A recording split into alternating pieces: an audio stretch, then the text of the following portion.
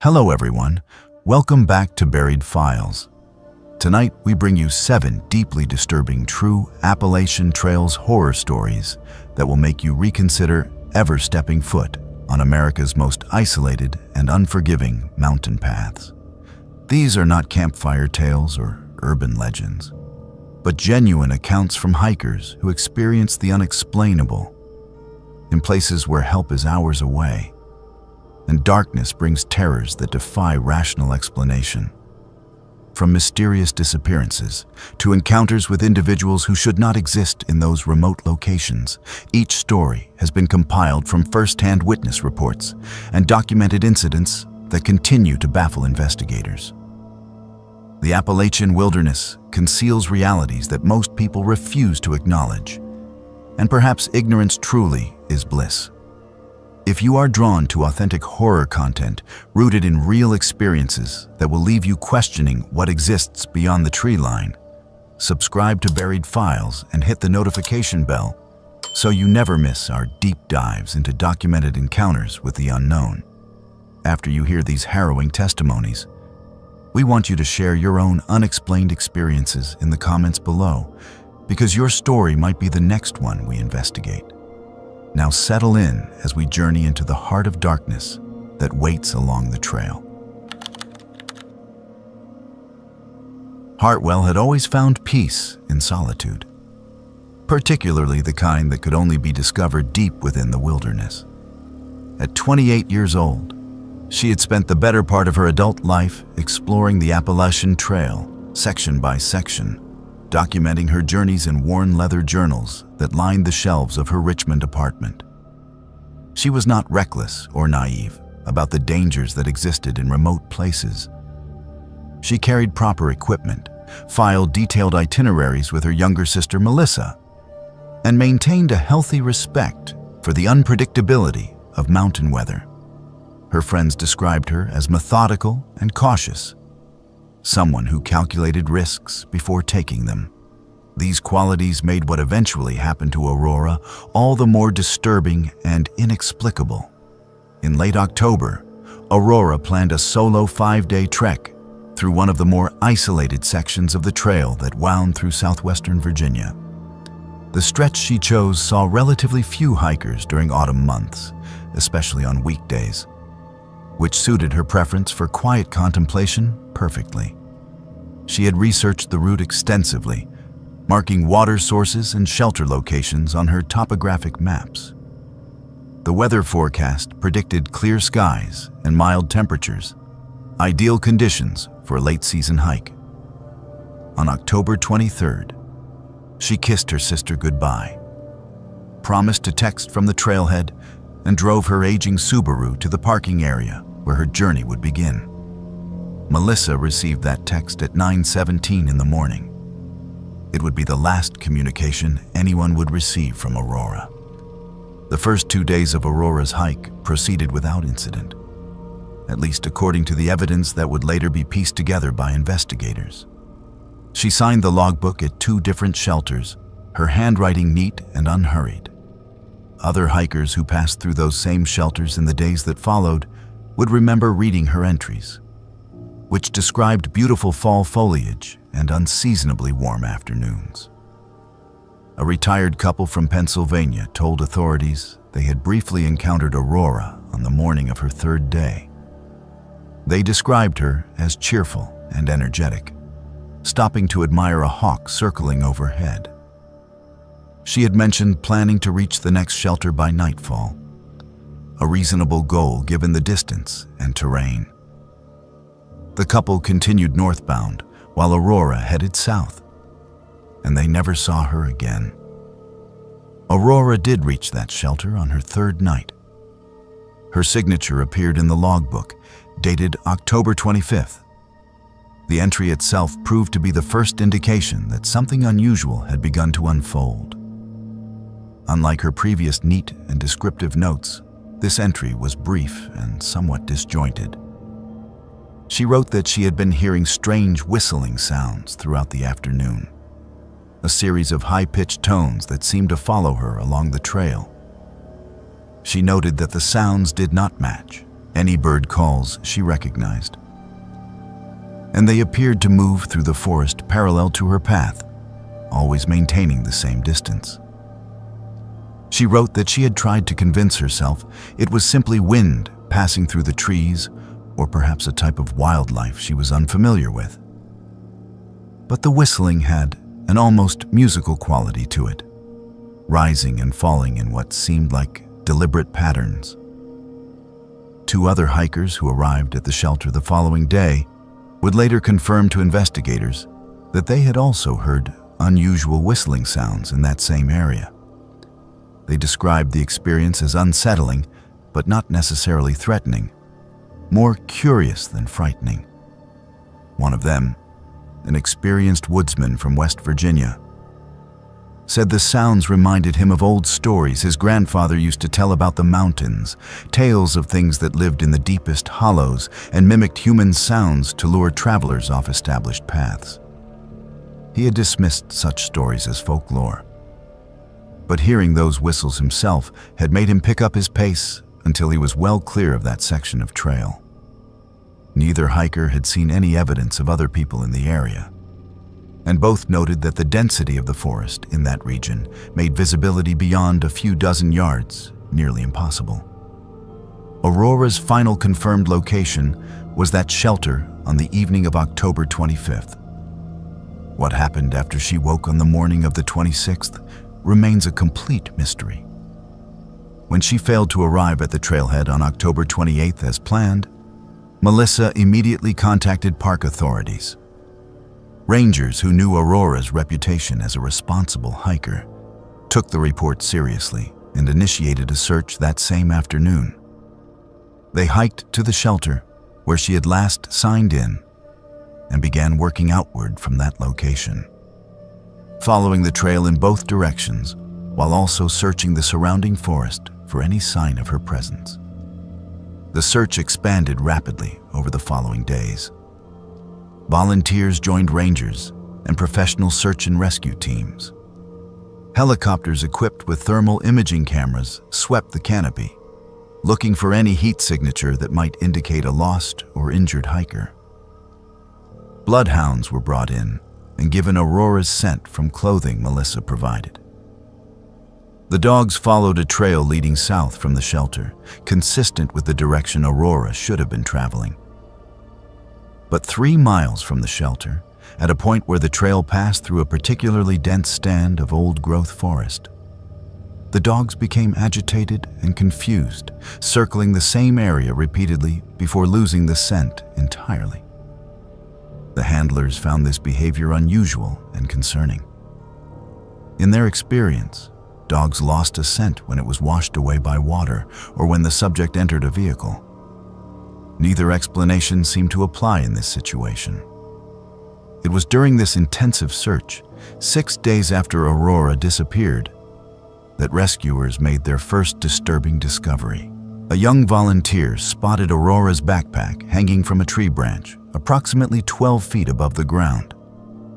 The location was roughly a quarter mile off the established trail, in an area of forest so thick that sunlight barely penetrated to the forest floor. The backpack had been carefully hung, not thrown or dropped, and showed no signs of damage or distress. Everything Aurora should have needed for survival remained inside. Her water filtration system, emergency supplies, food, first aid kit, and spare clothing were all accounted for. Her identification and cash were still in an interior pocket. Her cell phone, dead but undamaged, was found in a side pocket. Even more puzzling, her journal was still there, and the final entry matched what she had written in the shelter logbook about the whistling sounds. There was no indication of what might have prompted her to remove her backpack and hang it so carefully in such an unlikely location. The second discovery came 2 days later. A search team working a grid pattern found Aurora's hiking boots placed side by side on top of a flat boulder, approximately 50 yards from where her backpack had been found. The boots were positioned with almost ritualistic precision, laces tucked inside, pointing toward the north. The boulder itself sat in a small clearing surrounded by ancient hemlocks, a place that felt somehow separate from the forest around it. Several searchers later admitted they had felt uncomfortable in that clearing, though none could articulate exactly why. The boots showed normal wear consistent with 3 days of hiking, but no damage or bloodstains. Forensic examination would later reveal no useful evidence. The boulder's surface was too rough to hold footprints, and the surrounding forest floor was carpeted with decades of fallen needles that revealed nothing. These discoveries prompted an even more intensive search effort. If Aurora had removed her boots, conventional wisdom suggested she could not have gone far. People experiencing hypothermia sometimes remove their clothing in a phenomenon called paradoxical undressing. But the weather had been mild, and Aurora had been properly equipped. Dehydration or injury might cause disorientation, but her supplies had been abandoned, not used up. Investigators considered every possibility. Could she have been meeting someone? Phone records showed no suspicious contacts. Could she have been fleeing from something? There were no signs of pursuit or struggle. Could she have suffered a psychological break? Melissa insisted her sister had been in excellent mental health, and Aurora's journal entries supported this claim. Every logical explanation seemed to dissolve under scrutiny. The search continued for 3 weeks, eventually involving over 200 volunteers, multiple agencies, and significant resources. Every cave, every ravine, every possible location within a 5-mile radius of her last confirmed position was examined and re-examined. Helicopters flew grids at varying altitudes.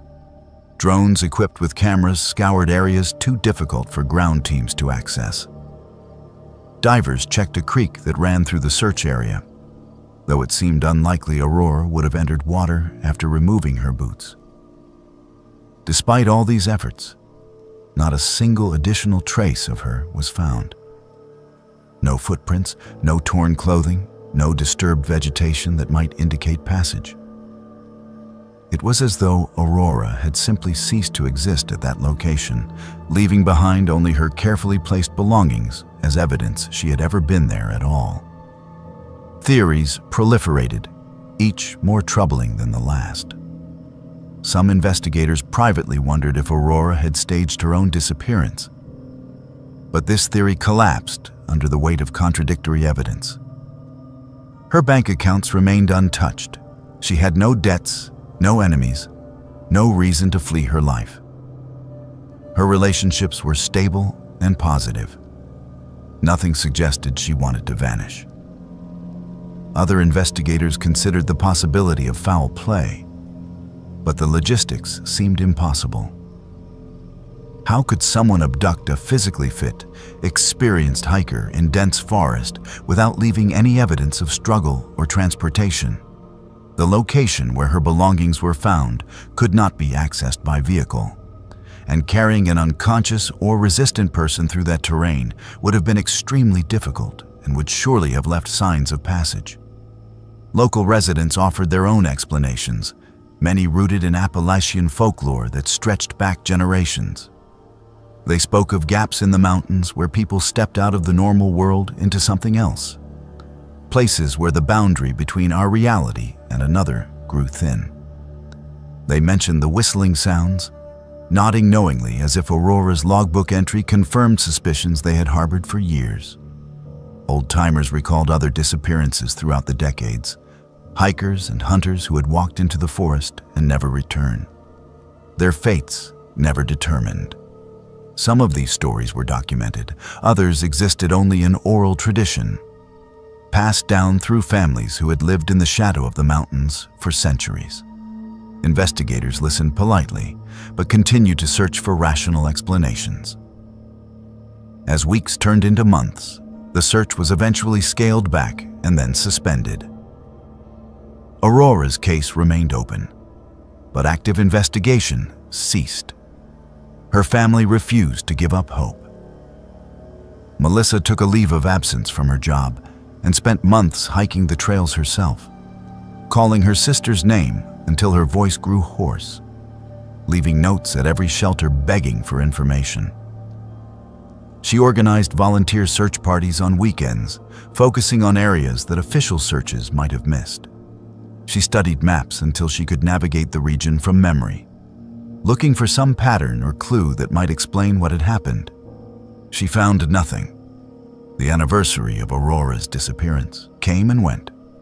Then another.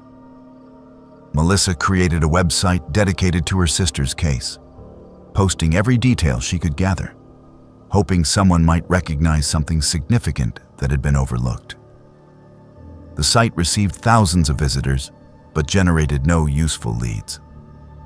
People shared stories of their own unexplained experiences in the Appalachian wilderness, creating a strange digital archive of encounters that defied explanation. But none brought authorities any closer to understanding what had happened to Aurora. 3 years after Aurora vanished, Melissa received a letter with no return address, postmarked from a small town in Tennessee. Inside was a single photograph, slightly out of focus, showing a section of forest that Melissa eventually identified as being within the search area where her sister had disappeared. In the background, barely visible among the trees, was a figure that might have been human. The photograph's quality made identification impossible, and forensic analysis proved inconclusive. It might have been Aurora. It might have been another hiker. It might have been a shadow or trick of light. The photograph raised more questions than it answered, and the sender never came forward to explain how they had taken it or why they had waited 3 years to share it. Investigators examined the image thoroughly, but could extract no actionable information from it. Aurora Hartwell remains missing.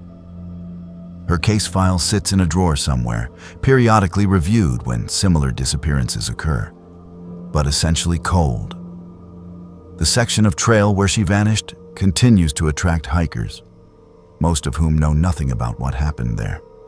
Those who do know tend to move quickly through that area, camping at different shelters, avoiding the deep forest where her belongings were found. Some hikers report hearing unusual whistling sounds in that region, though they rarely mention it officially, wary of being dismissed or ridiculed. The forest keeps its secrets, and whatever happened to Aurora during those missing hours between her final logbook entry and the discovery of her abandoned belongings remains known only to the ancient mountains themselves. Her family continues to search for answers that may never come, trapped in an endless state of uncertainty that is perhaps worse than any definitive ending could be. Nicholas Brennan had always approached hiking with the same methodical precision he brought to his work as a high school mathematics teacher. At 32 years old, he planned every aspect of his outdoor adventures with careful attention to detail, creating spreadsheets that tracked mileage, elevation gain, water sources, and shelter locations.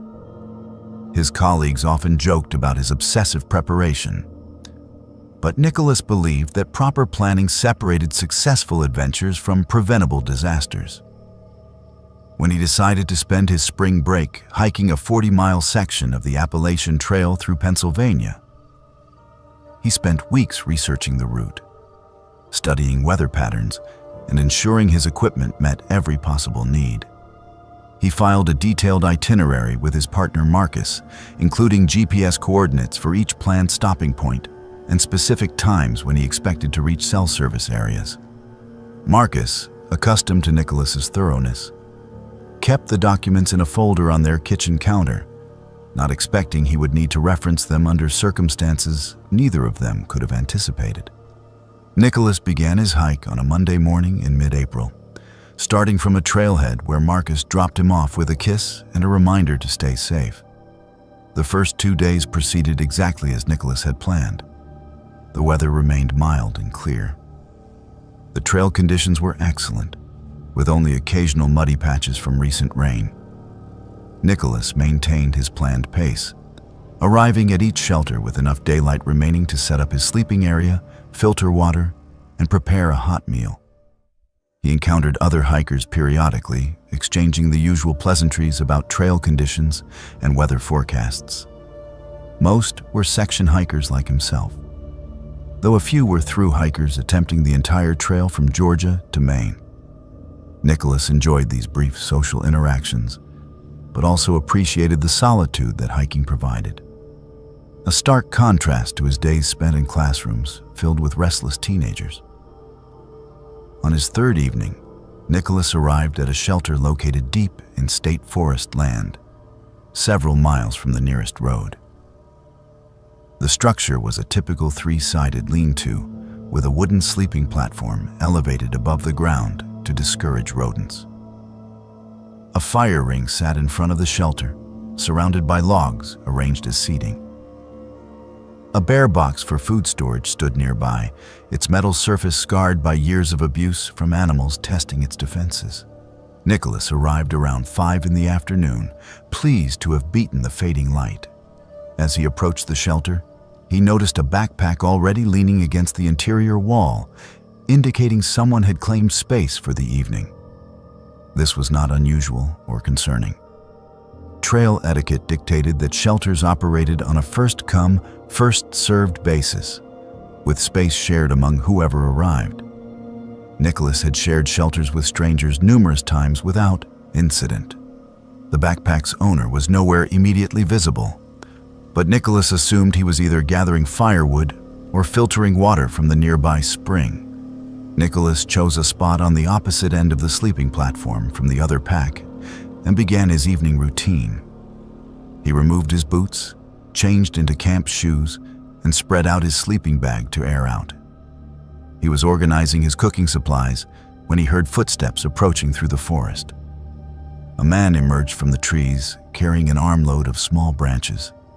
He appeared to be in his mid-40s, with unkempt dark hair streaked with gray and a weathered face that suggested significant time spent outdoors. His clothes were worn and dirty beyond what a few days on the trail would explain. His boots were held together with duct tape, and his jacket bore multiple repairs made with mismatched thread. The man stopped when he saw Nicholas, making eye contact that lasted a moment too long before speaking. He introduced himself simply as Lee, offering no surname or additional information. His voice was rough, as though unused to conversation. Nicholas offered his own name and asked the usual questions about where Lee had started hiking and where he planned to finish. Lee's answers were vague and evasive. He claimed to be section hiking but could not provide specific details about his route. When Nicholas mentioned he was a teacher on spring break, Lee asked which school district, what town Nicholas lived in, whether he lived alone, and how long he planned to be on the trail. The questions felt invasive, crossing boundaries that existed even among strangers sharing temporary quarters. Nicholas provided general answers, growing increasingly uncomfortable with the direction of the conversation.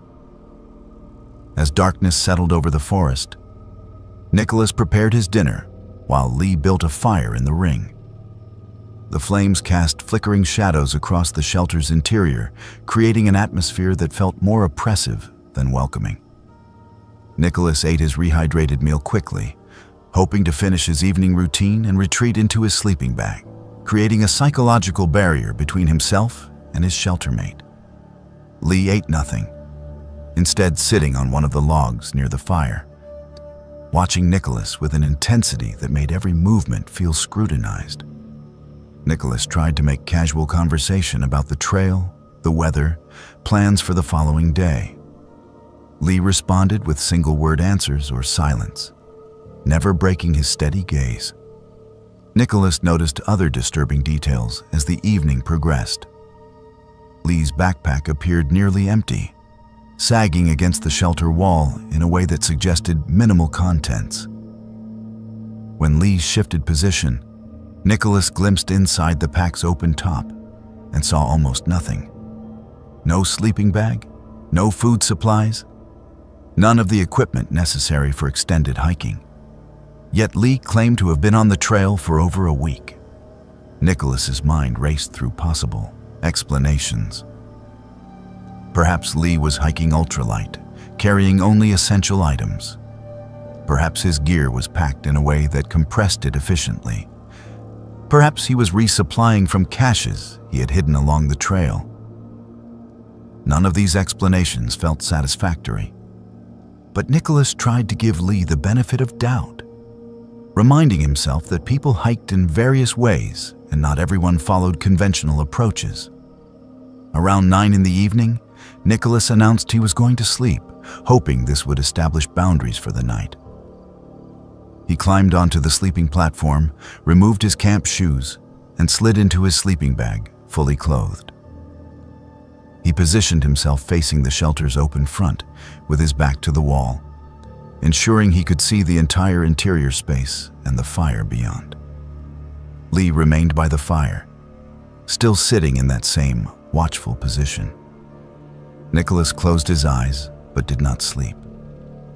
He heard every sound with heightened awareness. The crackling of the fire, the wind moving through trees, the distant call of an owl. He heard Lee finally move, footsteps approaching the shelter, boots scraping against the wooden platform as Lee climbed up. Nicholas maintained his breathing in a steady rhythm, feigning sleep while remaining acutely alert. He had positioned his pocket knife within easy reach before getting into his sleeping bag, and he could feel its reassuring weight near his hand. Lee moved around the shelter, and Nicholas heard him unrolling something that sounded like a sleeping pad. But the sounds were wrong somehow. Too deliberate, too controlled. Nicholas risked opening his eyes to narrow slits, just enough to see through his lashes without obviously appearing awake. What he saw made his heart begin to race. Lee was not preparing for sleep. He was standing at his backpack, removing something from an exterior pocket. The object caught moonlight filtering into the shelter, revealing a metallic sheen. For several minutes, that felt like hours, nothing happened. Nicholas kept his breathing steady despite the adrenaline flooding his system. Lee stood motionless, holding whatever he had retrieved from his pack. Nicholas could not identify the object clearly in the darkness, but its size and shape suggested something that could be used as a weapon. His mind cataloged possibilities: a knife, a hatchet, a length of pipe. The specifics mattered less than the obvious fact that Lee was not preparing for sleep, but instead appeared to be building courage or waiting for the right moment to act. Nicholas understood with absolute clarity that he was in immediate danger. Nicholas's training as a teacher included protocols for active threat situations. He knew that passivity in the face of clear danger often led to worse outcomes than direct confrontation. He made a decision in that moment that likely saved his life. He sat up abruptly, switched on his headlamp to its brightest setting, and spoke in a firm, loud voice. He said he was awake, that he could see what Lee was doing, and that Lee needed to explain himself immediately. The sudden light and direct confrontation clearly caught Lee off guard. He stepped backward, raising one hand to shield his eyes from the headlamp's beam. Nicholas saw the object in Lee's other hand clearly now. It was indeed a knife, a fixed-blade hunting knife with at least a 6-inch blade. For a moment, the two men stared at each other across the shelter's interior, one holding a light and the other holding a blade. Nicholas did not break eye contact or show fear, though his heart hammered in his chest. He told Lee that he was leaving, that he was going to pack his belongings and hike out immediately, and that Lee should stay exactly where he was. Lee said nothing in response, but something in his posture changed. The predatory tension seemed to deflate slightly. Nicholas moved quickly and deliberately, never turning his back to Lee, keeping his headlamp focused in Lee's direction. He stuffed his sleeping bag into its sack without rolling it properly, crammed his belongings into his pack without organizing them. and shouldered the pack while keeping his own knife visible in his hand. As Nicholas backed toward the shelter's edge, Lee suddenly moved. He did not advance toward Nicholas, but instead grabbed his own nearly empty pack and fled into the darkness beyond the fire ring. He moved quickly despite the rough terrain, disappearing into the forest within seconds. Nicholas did not wait to see if Lee would return. He descended from the shelter platform, grabbed his water bottles from where they sat near the fire, and began hiking south on the trail by headlamp. He knew this was dangerous. Hiking at night carried significant risks of injury from falls or getting lost. But those risks seemed far preferable to remaining in that shelter with a man who had been standing over him with a knife in his hand. Nicholas hiked for 4 hours through the darkness, driven by fear and adrenaline. He did not stop moving until he reached a Forest Service road shortly after 2 in the morning. He followed the road east until he encountered a hunting camp where 2 men were beginning their morning preparations. They were understandably surprised to see a hiker emerge from the darkness, and even more surprised when Nicholas explained what had happened. They immediately offered him use of their phone, and Nicholas called Marcus, who began the 3-hour drive to pick him up. Nicholas also called the Pennsylvania State Police to report the incident. The men at the hunting camp stayed with him until both Marcus and the police arrived around dawn.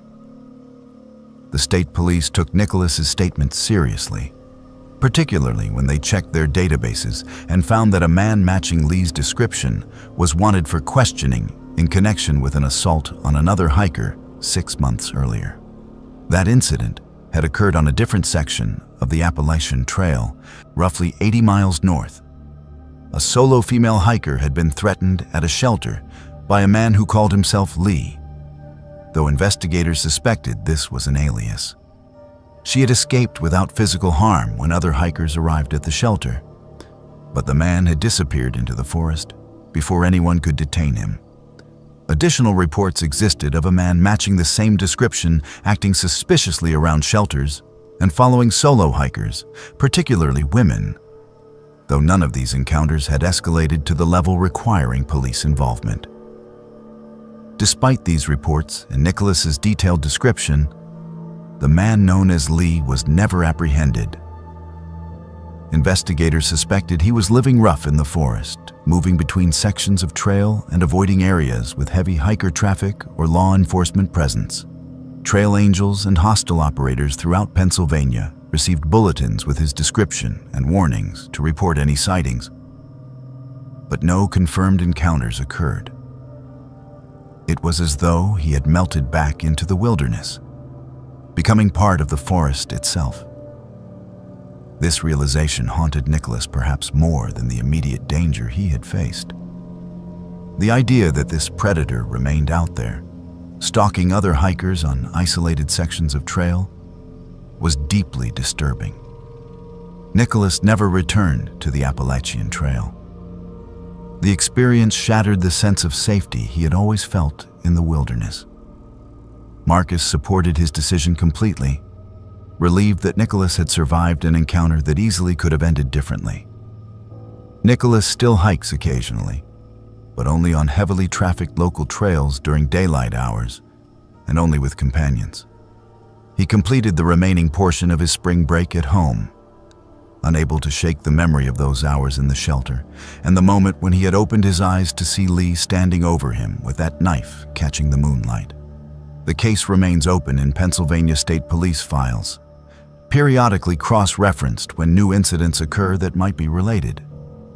Trail organizations increase their safety education efforts, emphasizing that while violent crime on the Appalachian Trail is statistically rare, it is not impossible. They encouraged hikers to trust their instincts when situations felt wrong, to report suspicious behavior immediately, and to understand that wilderness isolation, while appealing to many hikers, also created opportunities for those with predatory intentions. Nicholas sometimes wonders about other hikers who might have encountered Lee, particularly those who might not have woken up or might not have confronted the danger as directly as he did.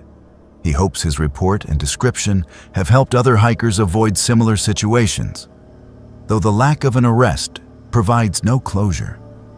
Somewhere in the Appalachian wilderness, a predator may still be walking the same trails that thousands of hikers traverse each year, searching for victims in the isolated shelters where people seek rest and imagine themselves safe among fellow outdoor enthusiasts.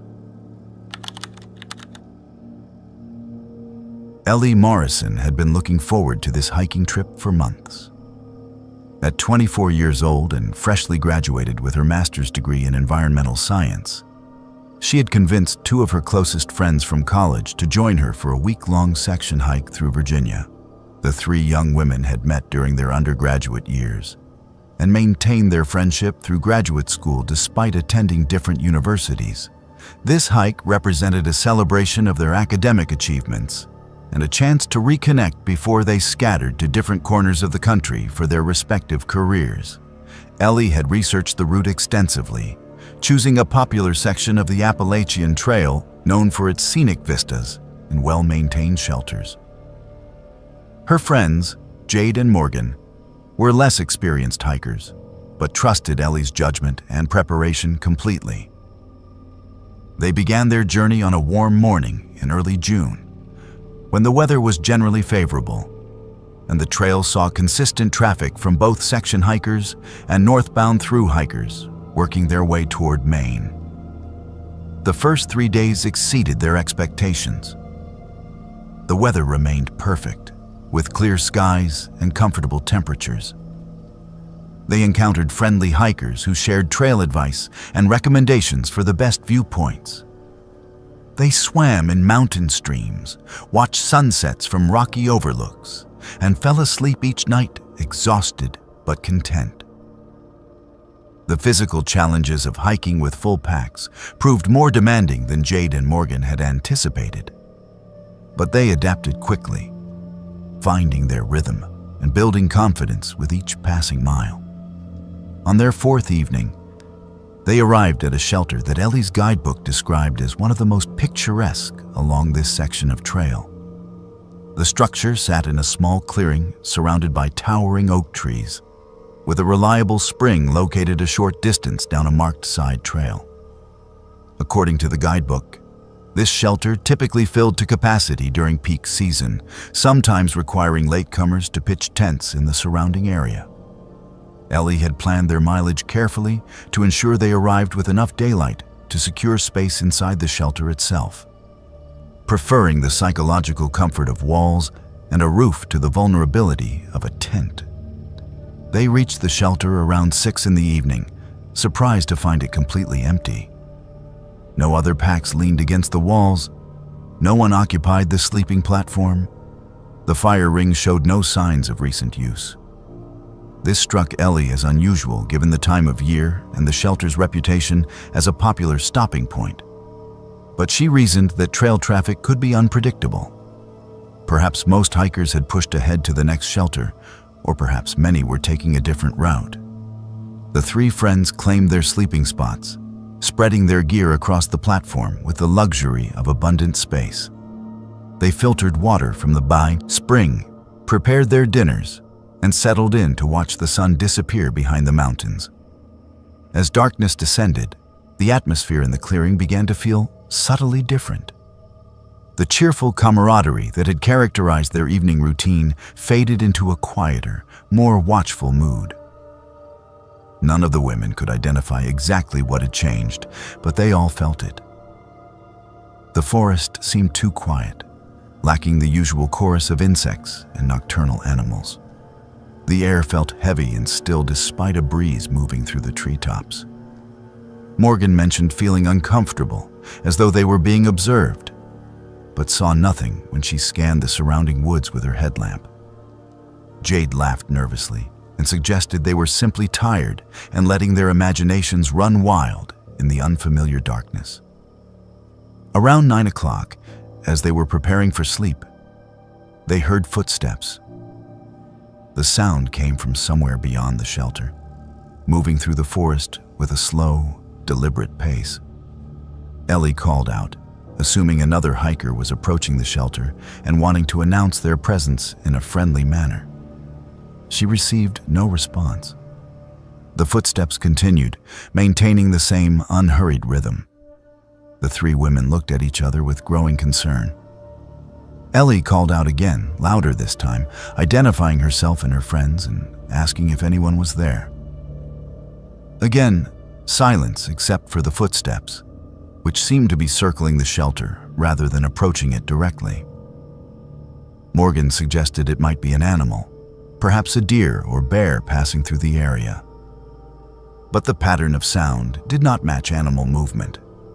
The footsteps were too regular, too evenly spaced, too clearly bipedal. They sounded like boots on forest floor, scattering leaves and occasionally snapping small branches.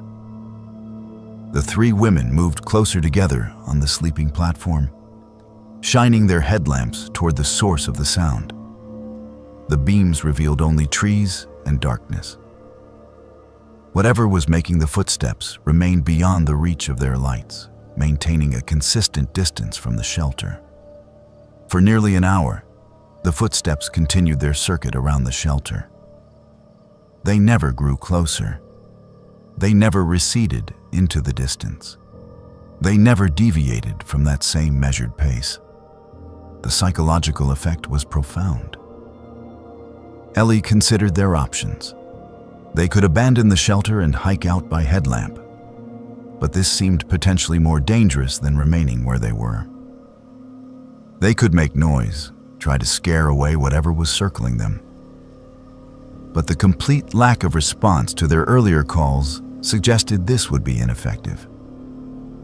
They could wait it out, hoping whatever was out there would eventually lose interest and leave. They chose the final option, huddling together on the sleeping platform with their knives and trekking poles within easy reach.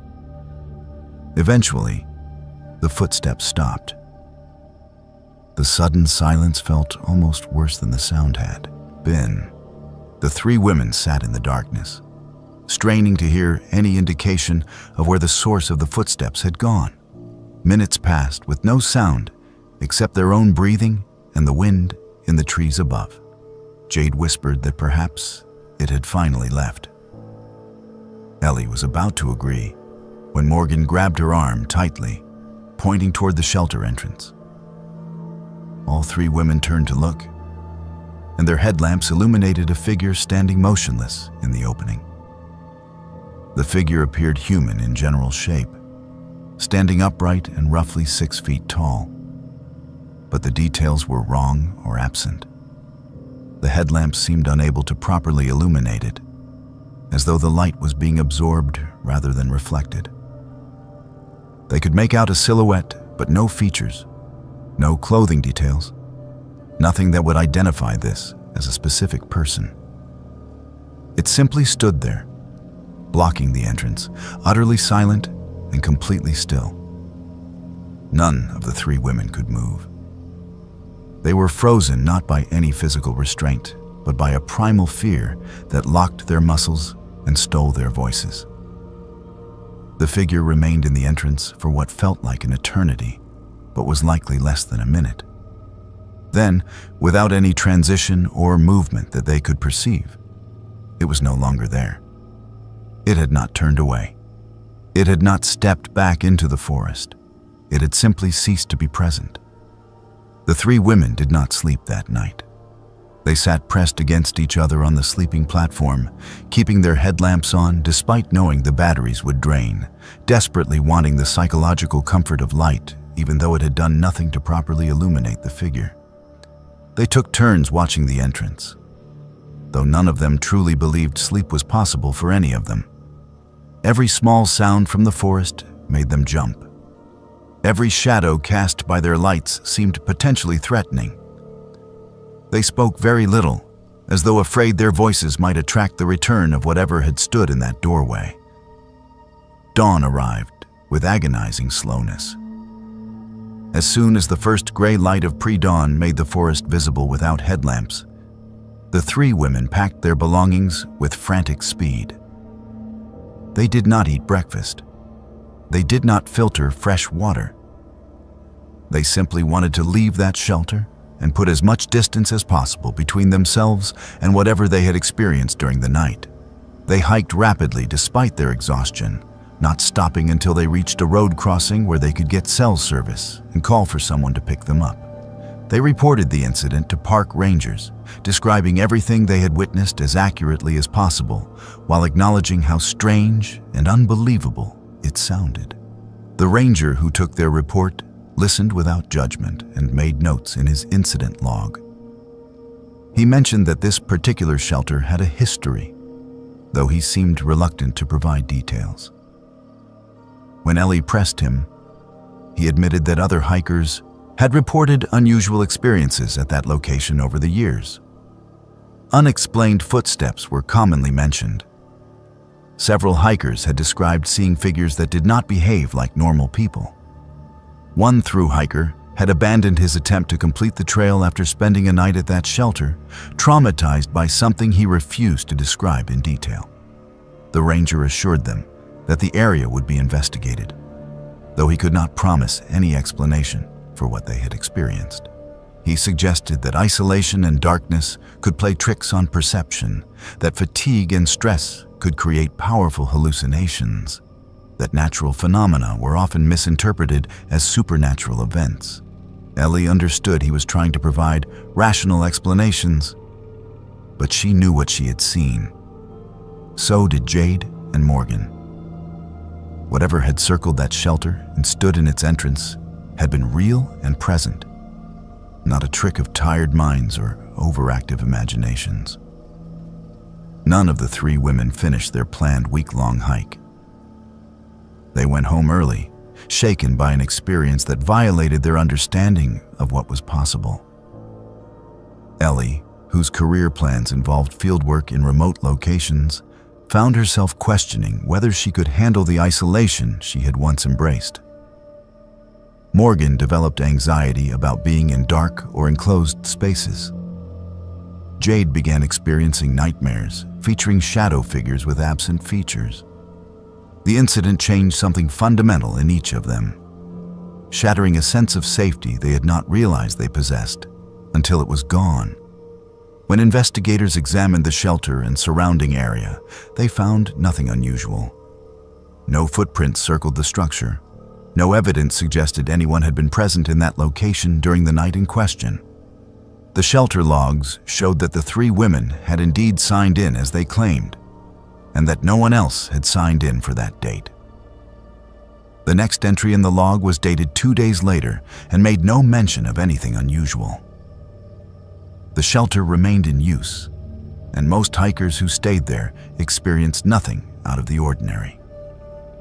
But periodically, reports would surface of strange footsteps, unexplained sounds, and shadow figures that appeared and vanished without explanation. Ellie eventually completed her degree and took a position with a conservation organization. But she declined assignments that required overnight stays in remote wilderness areas. She hikes occasionally on well-trafficked day trails, never venturing far from civilization or staying out after dark. She maintains contact with Jade and Morgan, and sometimes they discuss that night, trying to make sense of what they experienced. They have researched paranormal phenomena, read accounts of similar encounters, and explored every possible rational explanation. Nothing has provided satisfactory answers. The experience remains unexplained, a disturbing memory that reminds them the world contains mysteries that resist rational understanding and encounters that defy conventional explanation. Adam Castellano had always believed that his camera could reveal truths invisible to the naked eye. At 35 years old, he had built a modest reputation as a landscape photographer, specializing in remote wilderness areas where human presence remained minimal. His portfolio featured stunning images of forests, mountains, and hidden waterfalls, each photograph capturing moments of pristine natural beauty. when he decided to document lesser-known sections of the Appalachian Trail for a personal project about solitude in modern America. He approached the endeavor with his characteristic attention to detail and willingness to explore beyond established paths. This tendency to wander off trail in search of unique perspectives would lead him to a discovery that fundamentally altered his relationship with wilderness photography and left him questioning what other secrets remained hidden in the forests he thought he understood. Adam began his photographic expedition in mid-September, choosing this timing deliberately to capture the early stages of autumn foliage. He planned to spend 3 weeks hiking and photographing a remote section of trail in North Carolina, staying at shelters when convenient, but often camping in isolated locations that offered better photographic opportunities. His pack was heavy with camera equipment, lenses, filters, and the battery packs necessary to keep his gear charged during extended periods away from civilization. He had hiked and photographed in wilderness areas for over a decade, and the weight and logistics of carrying professional equipment on multi-day trips no longer intimidated him. The first week proceeded productively. Adam captured dozens of images he felt confident would strengthen his portfolio. The weather cooperated, providing dramatic cloud formations and the kind of diffused light that made forest photography particularly rewarding. He encountered few other hikers, which suited his purpose perfectly. His project centered on themes of isolation and the human relationship with untouched wilderness, and the absence of other people in his frames reinforced these concepts. He moved slowly through the landscape, sometimes hiking only a few miles in a full day, when he found locations that demanded extensive photographic attention. On his 8th day, Adam was following the main trail when he noticed an overlook marked on his topographic map. The map indicated the viewpoint sat approximately a quarter-mile off the established trail, accessed by what appeared to be a used trail created by previous hikers seeking the same vista.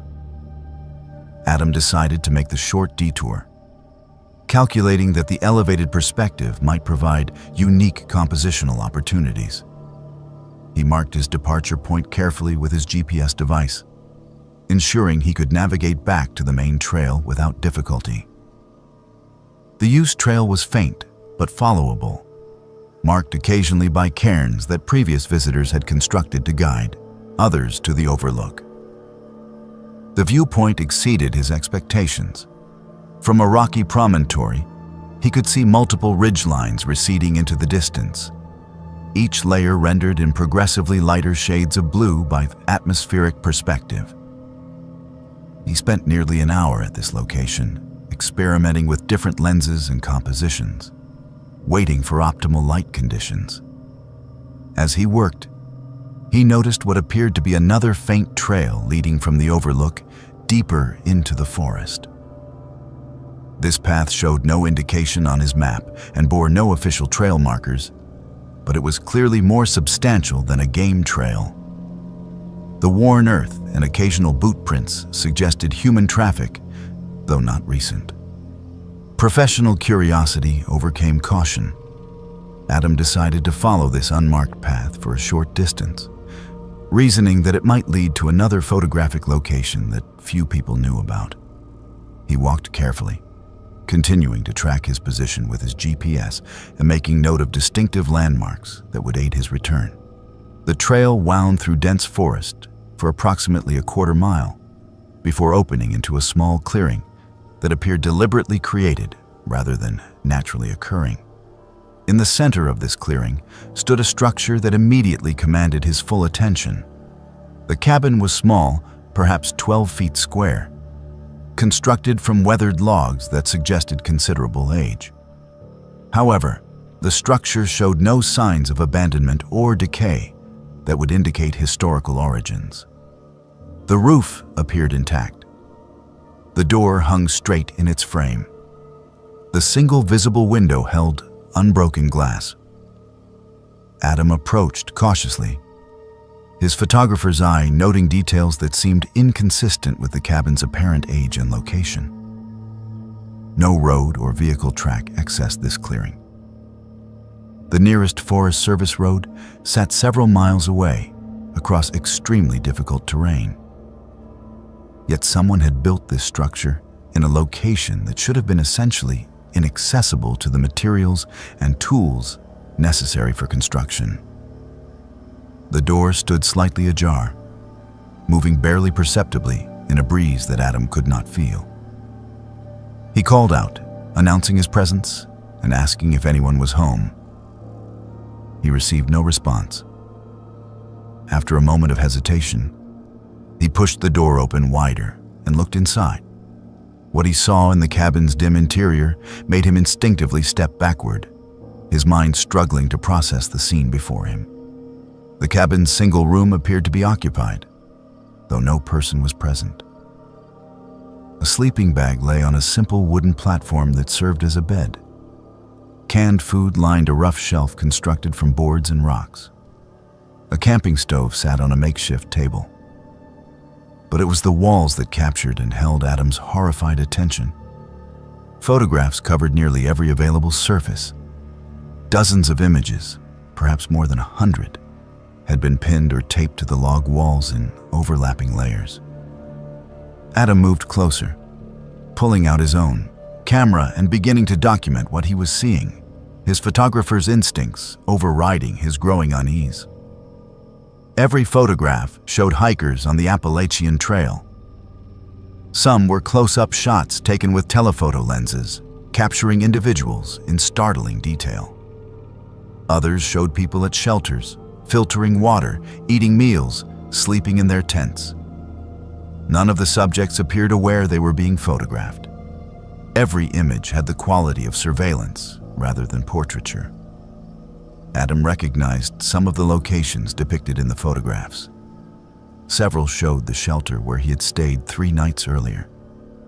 Others captured sections of trail he had walked during the previous week.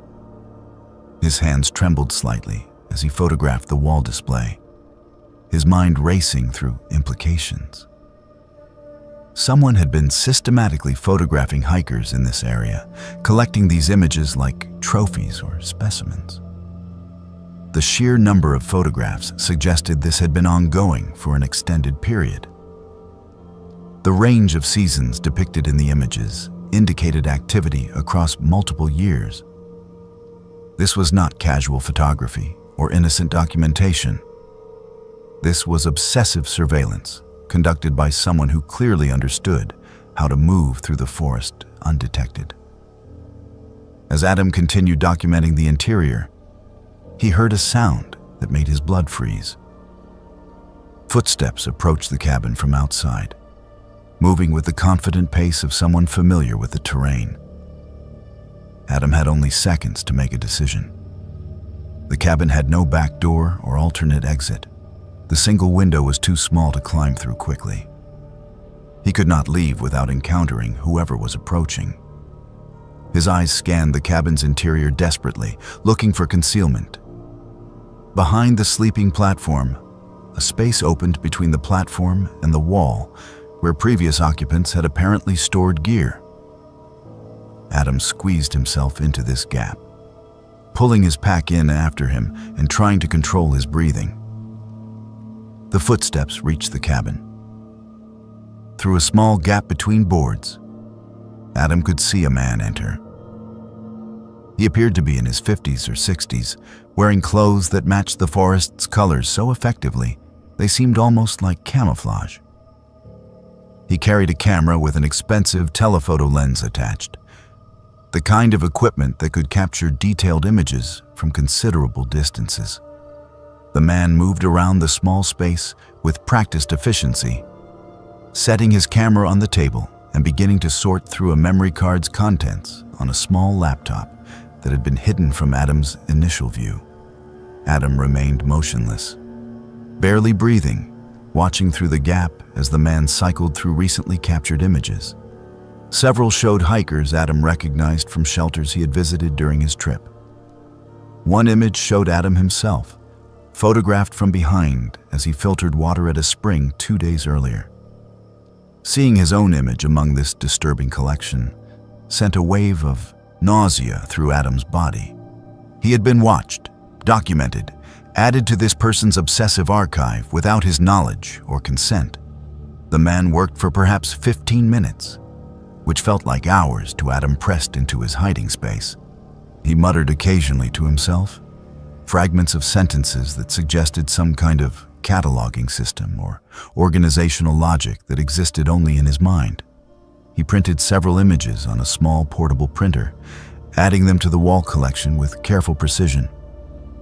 Finally, he gathered his camera, checked the cabin's supplies, and departed. Adam waited, listening to the footsteps fade into the forest. He continued waiting, fearing the man might return, fearing that emerging too quickly might result in confrontation. After what he estimated to be 30 minutes, Adam carefully extracted himself from his hiding place. His muscles had cramped from the uncomfortable position, and his legs protested as he stood. He moved to the cabin's doorway and looked out carefully, seeing no one. He needed to leave immediately, but he also needed evidence. Using his camera, he photographed the interior systematically, capturing the wall of surveillance images from multiple angles. He photographed the sleeping area, the supplies, anything that might help authorities identify the cabin's occupant. He took GPS coordinates and shot video as he walked around the cabin's exterior, documenting its exact location and construction. Then Adam left, moving as quickly as caution allowed, back toward the overlook and eventually to the main trail. He did not stop moving until he reached a road crossing where he could get cell service. He immediately called local authorities, reporting what he had found and transmitting the GPS coordinates. The sheriff's department took his report seriously, promising to investigate immediately. Adam provided them with copies of his photographs and video, creating a digital record of the cabin's contents before anyone could disturb or remove evidence. 2 deputies accompanied Adam back to the location the following day. They followed his GPS tracks and found the overlook exactly where he had indicated. They followed the unmarked trail to the clearing, but the cabin had been abandoned and cleaned. The walls were bare, stripped of the photographs. The supplies had been removed. The sleeping bag, camping stove, laptop, printer, and camera equipment were all gone. Only the structure itself remained, empty and revealing nothing about its recent occupant. The deputies documented the scene, but without the photographs Adam had captured the previous day. The empty cabin proved nothing except that someone had built a structure in a remote location. Investigators searched the surrounding area extensively. They found no additional evidence, no trail that might indicate which direction the occupant had fled, no hidden caches of supplies or equipment. It was as though the person had simply evaporated, taking all evidence with them. Adam's photographs remained the only proof that the cabin had contained anything disturbing. Authorities suspected they were dealing with someone who had been stalking hikers for months or possibly years. Someone with extensive wilderness skills who could move through the forest and observe people without being detected. But without a suspect or additional evidence, the investigation stalled. The incident received brief media attention. Several hikers came forward reporting that they had felt watched or followed during trips through that region, though none could provide concrete evidence. Trail organizations increased patrols in the area and posted warnings encouraging hikers to report suspicious activity immediately. But the person who had occupied that cabin was never identified or apprehended. Adam completed his photographic project, but the images felt tainted by his experience. He could no longer look at photographs of solitary hikers without wondering who might be watching from the tree line. He could no longer enjoy the isolation he had once sought, knowing that remoteness could make people vulnerable to those with predatory intentions. He continues to photograph wilderness areas, but never alone anymore, and never without informing multiple people of his exact location and expected return time. The cabin and its wall of stolen images haunt him still. A reminder that the wilderness conceals not only natural beauty, but also human darkness, and that the watchers sometimes walk among those who seek solitude in America's forests.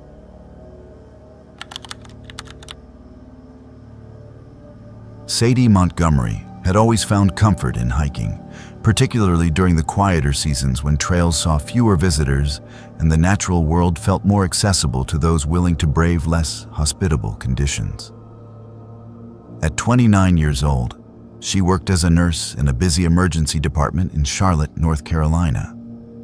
And the physical and emotional demands of her profession left her craving the therapeutic silence of wilderness. She planned her hiking trips carefully around her rotating work schedule, often choosing weekends in late autumn or early spring when most recreational hikers stayed home. She appreciated the solitude these off-season excursions provided, and she had developed a reputation among her hiking companions as someone who remained calm and capable, even when conditions became challenging. In early November, Sadie planned a solo weekend section hike through a portion of the Appalachian Trail in North Carolina that she had never previously explored. The forecast predicted cool temperatures and possible fog in the higher elevations, but nothing that concerned her given her experience and equipment. She began her hike on a Saturday morning, parking her car at a trailhead and arranging for a shuttle service to pick her up at a different location Sunday afternoon. This approach allowed her to cover approximately 25 miles of trail without needing to backtrack, maximizing her limited time off work. The first day proceeded normally. Sadie maintained a steady pace, enjoying the late autumn landscape with its bare trees and occasional patches of lingering foliage. She encountered no other hikers, which did not surprise her given the season and the relatively remote nature of this trail section. She reached her planned shelter in late afternoon, finding it empty as expected. She completed her evening routine efficiently, filtering water and preparing dinner before darkness fell.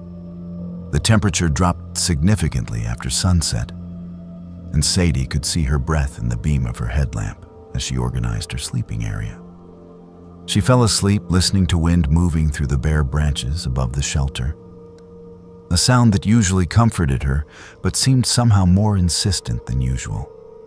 She woke Sunday morning to discover that fog had moved into the mountains during the night. The shelter sat within a gray void, visibility reduced to perhaps 10 or 15 feet in any direction. Sadie checked her watch and saw that she had slept later than intended, already past 7 in the morning. She had planned to start hiking by 6 to ensure she reached her pickup location with time to spare. But the extra sleep had eaten into her buffer. She ate a quick breakfast and packed her gear, deciding to push ahead despite the fog rather than wait for conditions to improve. The forecast had not predicted fog this dense, and she had no way of knowing when or if it would lift.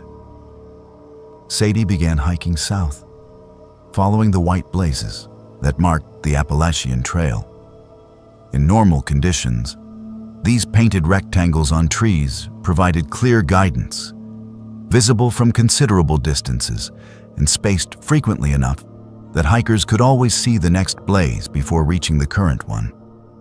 But in the fog, visibility was so limited that Sadie often could not see the next blaze until she was standing directly beneath the current marker.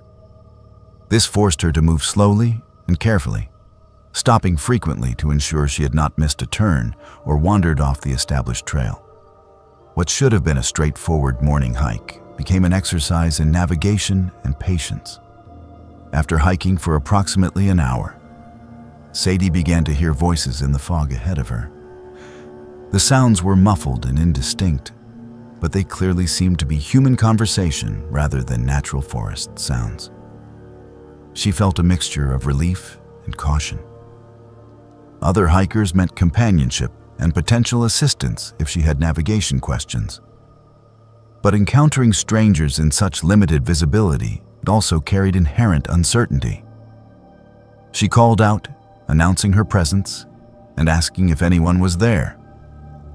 Her voice sounded flat and strange in the fog, absorbed almost immediately by the heavy air.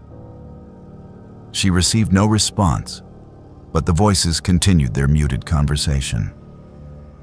Sadie quickened her pace, expecting to catch up with the other hikers within a few minutes. But despite walking steadily forward, she never seemed to get closer to the voices. They maintained their distance ahead of her, always just beyond visibility, sometimes sounding closer and sometimes farther, but never resolving into clear words or distinct speakers. After 30 minutes of following these phantom voices, Sadie stopped and called out again, louder and more insistent. Again, no response. The voices continued their incomprehensible conversation as though she had not spoken at all. Disoriented and increasingly anxious, Sadie pulled out her GPS device to verify her position. The screen displayed information that made no sense. According to the GPS, she was more than 3 miles east of where she should have been, well off the Appalachian Trail in an area of unmarked forest. Sadie stared at the screen in confusion. She had been following the white blazes carefully. She had not deviated from the trail or taken any side paths. The GPS had to be malfunctioning, perhaps struggling to acquire accurate satellite signals through the dense fog and heavy tree cover. She turned off the device and turned it back on, hoping a reset would resolve the problem. When the GPS reacquired its signal, it showed her in the same impossible location, miles from where she believed herself to be. Fear began to creep into Sadie's assessment of her situation. Something was wrong in a way she could not logically explain. She decided to backtrack, retracing her steps to the shelter where she had spent the night and starting over with fresh bearings. She turned around and began hiking in what she believed was the direction she had come from, watching for the white blazes she had been following all morning.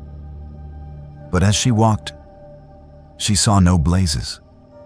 She saw no trail. She was walking through unmarked forest, the ground beneath her feet covered with leaves, and showing no evidence of the established path she thought she had been following for the past 2 hours. Sadie stopped, forcing herself to breathe slowly and assess the situation rationally. She was lost, though she could not understand how this had happened. The fog had disoriented her more severely than she had realized, and she had somehow wandered off trail without noticing. The voices she had been following were not other hikers, but some acoustic phenomenon created by the fog. Perhaps sounds carrying from a distant location and seeming closer than they actually were. She needed to find the trail again, and the most reliable way to do that was to use her compass and GPS to navigate to a known point. She pulled out her topographic map and attempted to match the terrain around her with the features depicted on paper. Nothing seemed to correspond. The GPS continued to insist she was miles from the trail, which seemed impossible given the limited time she had been walking. Sadie decided to follow a compass bearing directly south, reasoning that this should eventually bring her to a road or trail intersection marked on her map. She began hiking through the forest, no longer following any trail, but instead navigating by compass alone. As Sadie walked, she became aware that the voices had returned. They no longer sounded like they were ahead of her, but rather seemed to come from all around, surrounding her in the fog.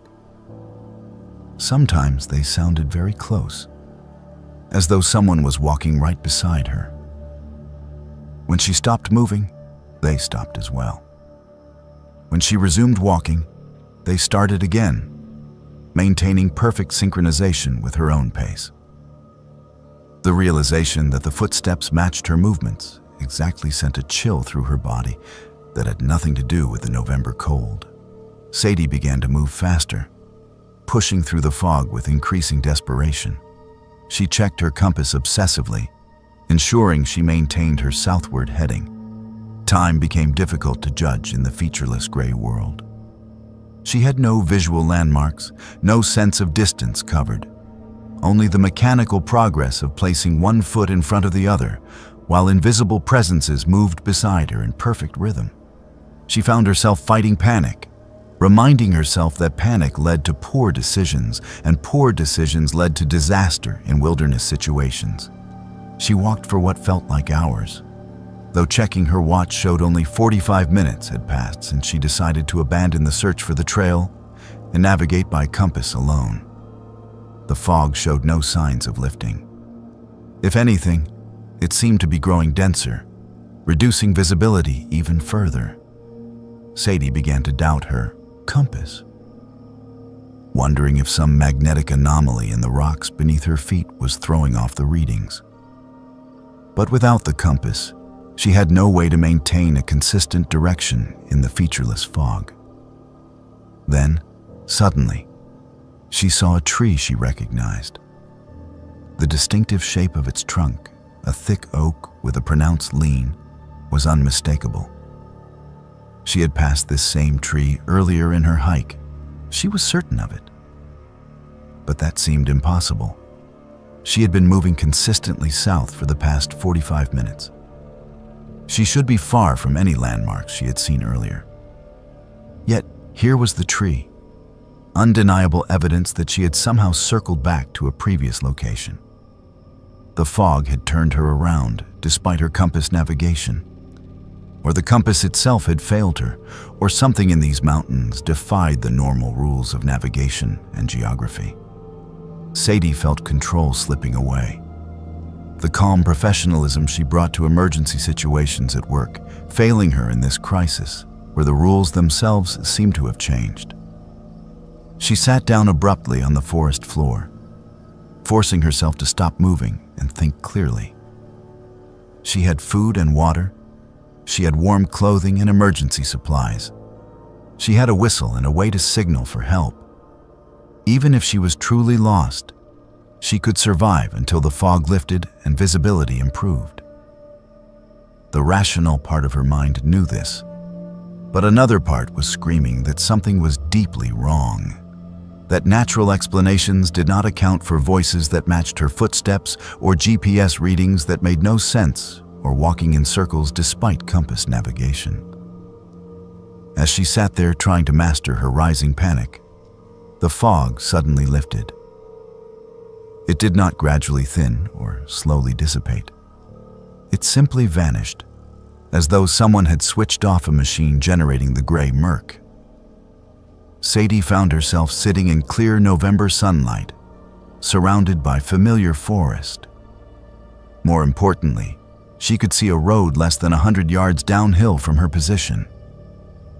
She stood up shakily and walked toward the road, emerging onto the pavement with overwhelming relief. A Forest Service vehicle appeared around a curve minutes later, and Sadie flagged it down. The ranger driving the truck listened to her story with an expression that suggested he had heard similar accounts before. He radioed dispatch to confirm her identity and arranged for someone to drive her to her parked car. He mentioned that the fog that morning had been unusually dense and that several hikers had reported disorientation and navigation difficulties. He did not seem surprised by her description of hearing voices or walking in circles despite compass bearings. When Sadie described her GPS readings, showing her miles from the trail, the ranger nodded thoughtfully. He said that the area where she had been hiking had something of a reputation, though he was careful not to specify what that reputation entailed. Hikers occasionally reported strange experiences in that section, particularly when fog or other conditions limited visibility. The ranger's matter-of-fact acceptance of her experience suggested this was not the first time he had dealt with similar reports, though he offered no explanations or theories about what might cause such phenomena. Sadie retrieved her car and drove home. Physically exhausted and mentally shaken, she tried to rationalize what had happened, attributing everything to stress, disorientation, and the psychological effects of hiking alone in heavy fog. But deep down, she knew that rational explanations felt insufficient. Something in those mountains had toyed with her, leading her in circles, mimicking her footsteps, showing her impossible locations on her GPS screen. Whether that something was a natural phenomenon science had not yet explained, or something beyond natural law, she could not say. What she knew with certainty was that she would not return to that section of trail, and that her relationship with solo hiking had been fundamentally altered by those hours lost in the fog with invisible companions matching her every step. Gavin Walsh approached his first long-distance hiking attempt with the enthusiasm of someone discovering a passion later in life. At 41 years old, he had spent 2 decades working as a software engineer in Boston, his days consumed by deadlines and screen time. A health scare the previous year had prompted him to reevaluate his priorities, leading him to commit to hiking a significant portion of the Appalachian Trail during his accumulated vacation time. He trained for months, building endurance and testing equipment on weekend trips. He researched obsessively, joining online forums and absorbing advice from experienced thru-hikers. His preparation was thorough and methodical, reflecting the analytical mindset that served him well in his professional life. Gavin began his journey in mid-April, starting from a trailhead in North Carolina with plans to hike northward for 3 weeks. He documented his experience through daily video logs recorded on his phone, intending to compile them into a series for friends and family. The early videos showed a man discovering the joys and challenges of trail life with endearing earnestness.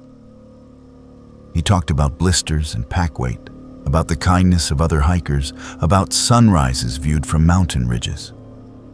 His enthusiasm was genuine and infectious, and his family members who watched these videos later would remember how happy he seemed during those first days on the trail. The first week progressed without incident. Gavin adapted to the physical demands more quickly than he had expected, his months of training paying dividends. He met other hikers and formed the casual friendships that trail life encouraged, sharing campsites and meals with people whose last names he never learned, but whose trail names became familiar. He experienced the typical challenges of a novice long-distance hiker, but handled them with good humor and determination.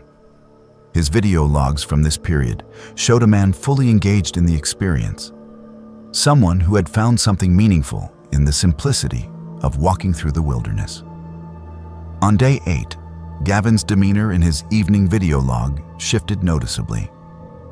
He recorded the video from a shelter where he had stopped for the night, and while he maintained his usual cheerfulness, something in his expression suggested unease. He mentioned feeling watched throughout the afternoon, a sensation he attributed to being alone on a particularly remote section of trail. He had encountered no other hikers since morning, and the isolation had begun to feel oppressive rather than peaceful. He also noted finding strange symbols carved into tree bark near his campsite from the previous night. The carvings were fresh, the exposed wood still pale, suggesting they had been made recently. Gavin described them as geometric patterns that did not look like typical trail markers or graffiti, though he could not articulate what made them seem unusual beyond their unfamiliar appearance. His video log from day 9 showed increased concern. Gavin reported that he had found more carved symbols during the day's hike, always near water sources or at trail junctions. The patterns varied but shared certain common elements that suggested they came from the same source. He had photographed several of these carvings, zooming in to capture detail. The symbols appeared deliberately crafted, not random scratches or natural damage to the bark. Gavin also mentioned hearing what sounded like chanting the previous night, voices speaking in unison in a language he could not identify. The sounds had come from somewhere in the forest beyond the shelter, distant but clear enough to be distinctly human rather than animal calls or wind through trees. The video log from day 10, recorded from another shelter, showed a man whose earlier enthusiasm had been replaced by genuine fear. Gavin's voice was tight and his movements nervous as he described finding animal bones arranged in geometric patterns near the water source he had used that morning. The bones were fresh, not weathered or scattered by scavengers, and their arrangement was clearly deliberate. They formed the same kind of patterns he had been seeing carved into trees for the past 2 days. Gavin had photographed the arrangement before disturbing it to fill his water bottles, and the images he captured showed small bones, likely from rodents or birds, laid out with unsettling precision. In this video, Gavin discussed his options. He was 3 days from the nearest road crossing in either direction, and the weather forecast predicted rain that would make hiking more difficult and potentially dangerous. He had enough food and water to continue safely, and logically, he knew that bones and symbols, while disturbing, did not constitute immediate danger. But the cumulative effect of these discoveries, combined with the sensation of being watched and the memory of that chanting, had shaken his confidence. He decided to push through to the next road crossing and reassess from there. He ended the video by noting that the shelter felt exposed despite its solid construction, and that he planned to sleep lightly. Gavin's final video log was recorded that same night. The timestamp showed it was captured around 11 in the evening, several hours after his earlier entry. The video began normally, with Gavin sitting in his sleeping bag and speaking quietly to the camera. He said he had tried to sleep but kept waking to sounds outside the shelter. He mentioned again the feeling of being observed, stronger now than it had been during previous nights. He was trying to convince himself that his imagination was amplifying normal forest sounds into something sinister. Approximately 3 minutes into this final recording, Gavin stopped speaking mid-sentence. His head turned sharply toward the shelter entrance, his expression shifting to one of focused attention. The audio captured what he was hearing, a sound that started softly but grew steadily louder. Multiple voices chanting in unison, the rhythm steady and hypnotic. The language was incomprehensible, but the cadence suggested ritual or ceremony rather than conversation. Gavin whispered that this was the same sound he had heard the previous night, but much closer now, perhaps only 100 yards from the shelter. The chanting continued for approximately 2 minutes, growing progressively louder and seeming to come from multiple directions simultaneously, as though the chanters were surrounding the shelter. Gavin's breathing became rapid and shallow, clearly audible on the recording. He reached for his trekking poles, holding them as improvised weapons while keeping the camera pointed toward the shelter entrance. Then, abruptly, the chanting stopped. Silence filled the recording, broken only by Gavin's ragged breathing and the ambient sounds of nighttime forest. The video went dark suddenly, accompanied by a muffled thud, as though Gavin had dropped his phone. Audio continued to record.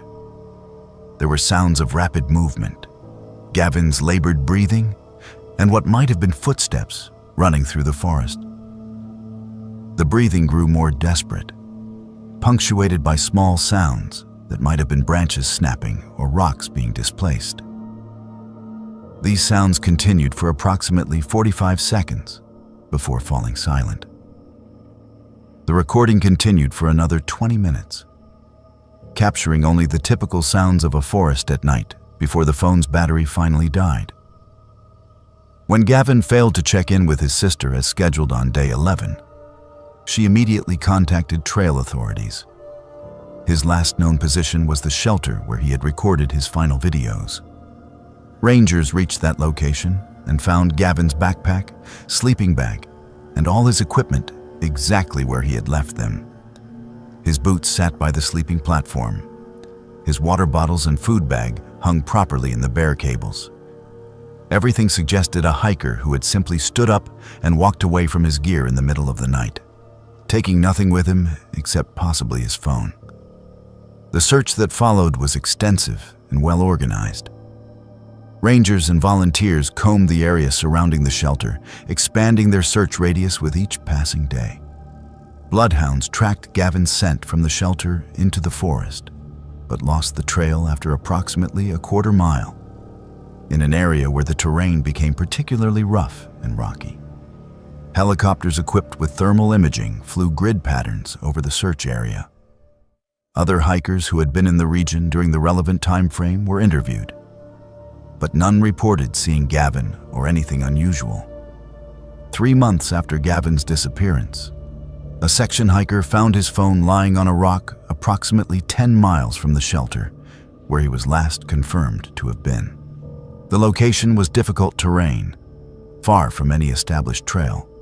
The phone was dead but undamaged, and forensic technicians were able to extract the video and audio files it contained. These recordings provided a timeline of Gavin's final days, but no clear explanation of what had happened to him. The images he had captured of carved symbols and arranged bones were enhanced and analyzed. Experts in various fields examined them, looking for connections to known practices or groups. No definitive identifications were made, though several researchers noted similarities to symbols associated with various folk magic traditions. His wallet and identification were found with the phone, carefully placed rather than scattered or dropped. No other trace of Gavin was ever located despite continued searches and appeals for information. The case remains open, and Gavin's family continues to search for answers. The video recordings were not released to the public, remaining in the custody of investigators, but their existence has fueled speculation and theories about what might have happened during Gavin's final hours. Some suggest he experienced a psychological break brought on by isolation and stress. Others point to the evidence of other human presence in the area, as indicated by the carvings and bone arrangements. Still others note that the circumstances resist conventional explanation and may never be fully understood. The shelter where Gavin spent his final night remains in use, though some hikers choose to avoid it after learning its history. Rangers have investigated reports of unusual activity in that area, but have found nothing to suggest ongoing threats to hikers' safety. The carved symbols Gavin documented have not been reported by other hikers, suggesting they were either removed or covered by natural forest growth.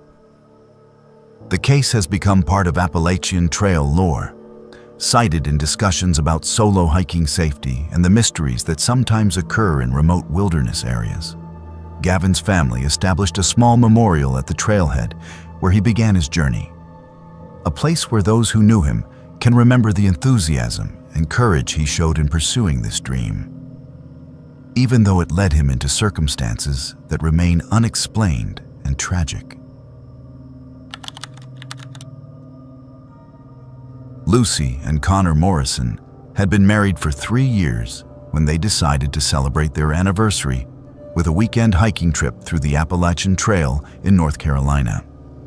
Both in their early 30s and living in Columbus, Ohio, they had met at a hiking club 6 years earlier and shared a love of outdoor adventures.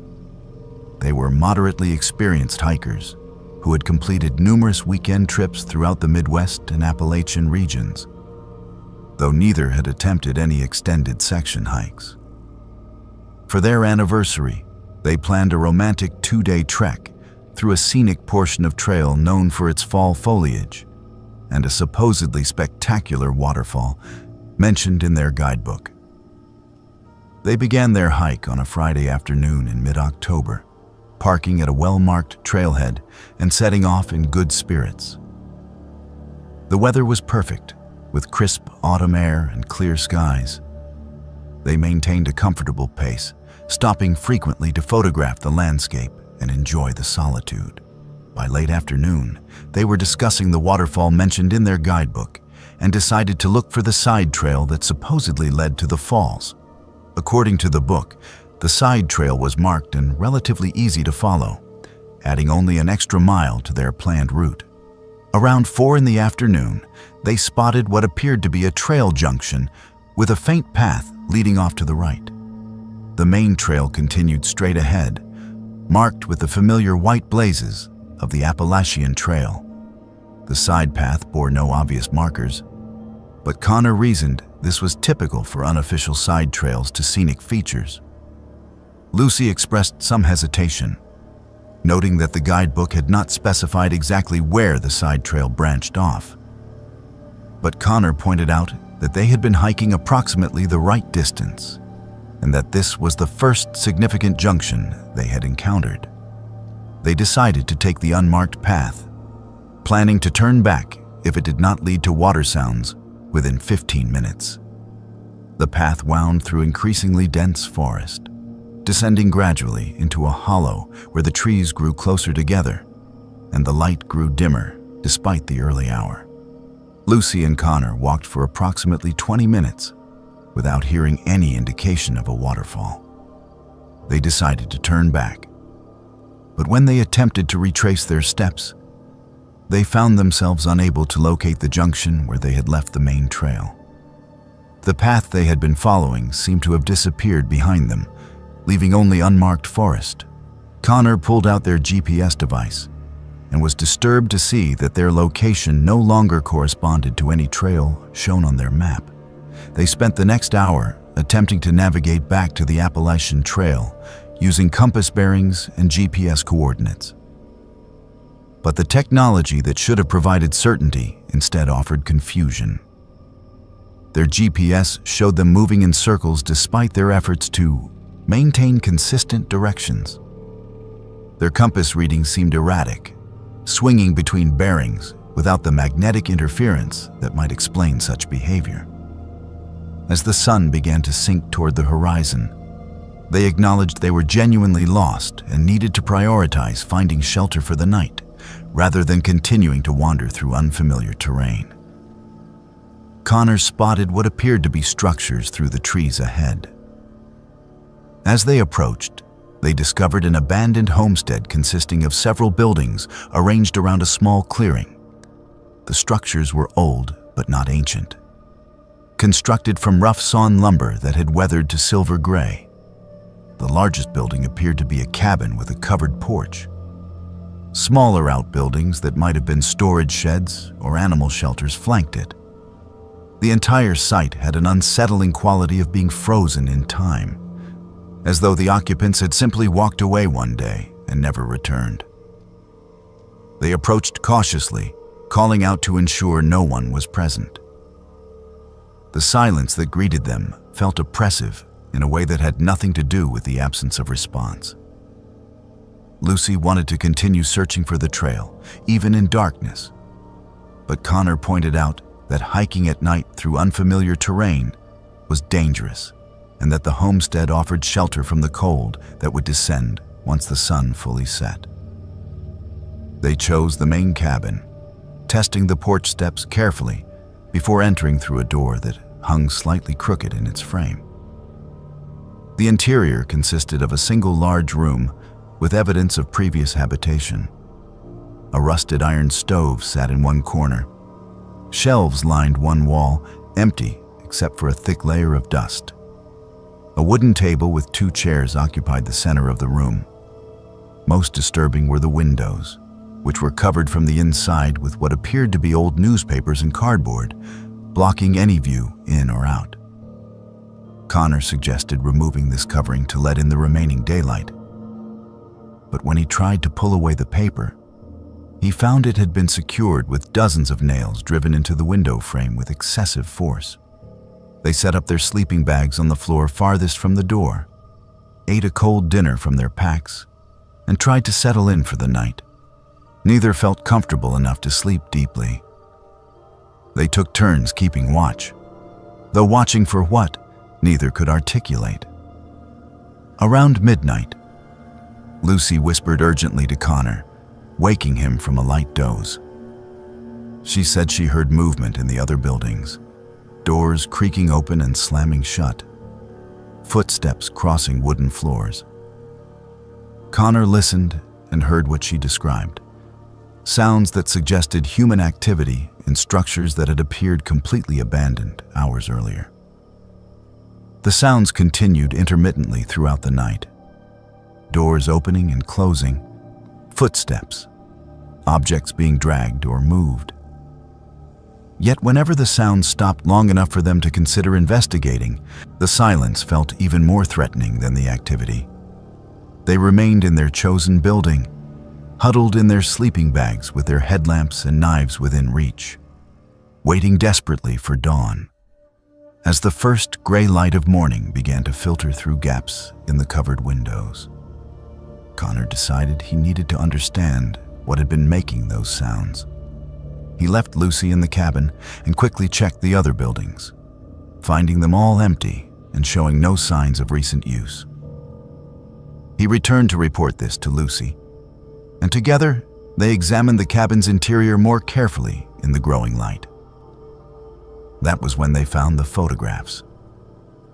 Behind the iron stove, partially hidden by rust and shadow, Connor discovered a stack of Polaroid photographs held together with a rubber band. The images showed the homestead from various angles and at different times of day. Some appeared to be documentation of the property, while others seemed more artistic in intent. But the final photographs in the stack showed Lucy and Connor themselves, captured the previous evening as they approached the clearing. One image showed them standing on the cabin porch. Another showed them entering the building. The photographs had been taken from outside, from positions that suggested the photographer had been watching them since their arrival. They fled immediately, not stopping to pack their sleeping bags or organize their belongings. They ran from the homestead in the direction Connor believed was north, based on the sunrise position. Pure panic drove them through the forest, branches scratching their faces and arms, their packs bouncing painfully against their backs. They ran until exhaustion forced them to slow, and then they walked as quickly as the terrain allowed, constantly looking behind them for signs of pursuit. After what felt like hours but their watches showed was approximately 90 minutes, they stumbled onto the Appalachian Trail. The familiar white blazes seemed like salvation. They hiked rapidly north until they reached a road crossing, where they used their cell phone to call for pickup rather than continuing to their planned destination. They told the friend who retrieved them only that they had gotten lost and wanted to go home, not mentioning the homestead or what they had found there. They reported the location to authorities when they returned to Ohio, providing GPS coordinates and a description of the homestead and photographs. Rangers investigated but found the location completely empty. The building stood as Lucy and Connor described, but no photographs were discovered. No evidence suggested recent habitation. The structures were documented as abandoned property on Forest Service land, remnants from an earlier era when people had attempted to scratch out livings in these remote mountains before economic hardship or isolation drove them away. Lucy and Connor never learned who had taken those photographs or why. They never discovered whether someone lived at that homestead permanently or visited it periodically. They never understood how they had become so thoroughly lost, or how they had stumbled upon a location that did not appear on any of their maps. The experience changed their relationship with hiking, replacing the joy they had previously found in wilderness with an awareness that remoteness created vulnerability. They moved to a city apartment shortly after, drawn to the safety of crowds and lights and the constant presence of other people. They no longer celebrate anniversaries with hiking trips, and they have not returned to the Appalachian Trail.